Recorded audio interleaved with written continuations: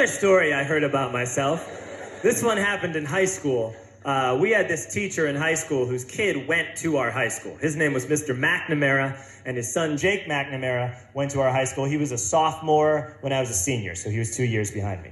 And Mr. McNamara was an asshole. And one weekend, he and his wife decided to leave town, which you should never do if you're an asshole. And Jake McNamara decided to throw a party at the teacher's house. Hooray! And everyone around town heard about it, and we all got up individually and thought, okay, let's go over there and destroy the place. I walked into this party, everyone I had ever met was there, and everyone was drinking like it was the end of the world. People were drinking like it was the Civil War and a doctor was coming to saw our legs off. It was totally unsupervised. We were like dogs without horses. We were running wild. I walked down to the basement. They had a pool table in the basement. One dude took a running start and threw his body onto the pool table and broke it in half. Another kid found out which room was Mr. McNamara's and went upstairs and took a shit on his computer. So the party was going great. I'm standing in the basement and I'm holding a red cup. You've seen movies. And I'm standing there and I'm holding a red cup and I'm starting to black out. And I guess someone said like, something, something, police. And in a brilliant moment of word association, I yelled, "Fuck the police! Fuck the police!" And everyone else joined in. 100 drunk white children yelling, "Fuck da police," with the confidence of guys who have like already been to jail and aren't afraid of it anymore. You know, that like, "I serve my nickel, you come and take me" confidence. But white children. The reason someone had said something, something, police was because the police were there. So a Chicago police officer walked down the stairs and got to the bottom in the basement and looked out over a sea of drunk toddlers yelling, "Fuck the police," in his face.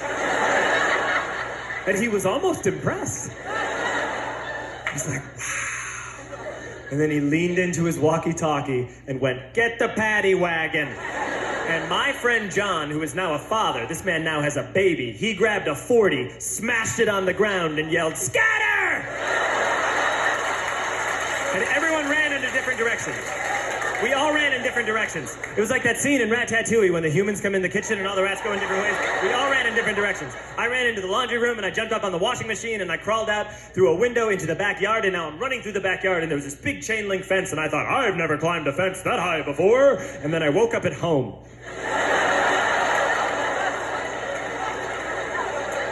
On Monday, I went to school because that's what we did back then. And I'm walking into the school building, and who do I see but Jake McNamara? And he says to me, "Hey, were you at my party on Saturday?" And I said, "No." You know, like a liar. And he said, "Things got really out of hand. Someone broke the pool table. Someone took a shit on my dad's computer. But the worst thing," he says, "the worst thing is that someone stole these old antique photos of my grandmother, and my parents are freaking out about it." And I had that thought that only blackout drunks and Steve Urkel can have.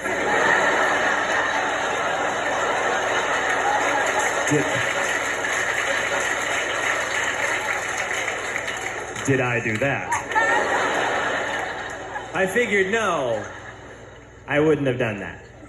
But I was never sure until 2 years later. Relax.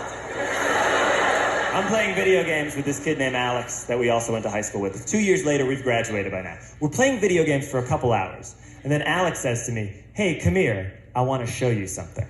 And he takes me into his bedroom. And then he takes me into a side room off of his bedroom. Never a good thing to have. And he shows me a tiny room that is covered wall to wall in stolen antique photos from different people's parties over the years.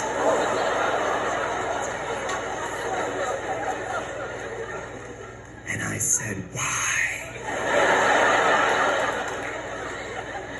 Why do you do this?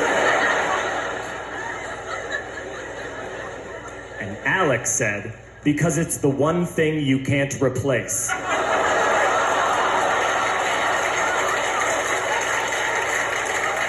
That's the end of that story, but how fucked up is that, right? That's crazy.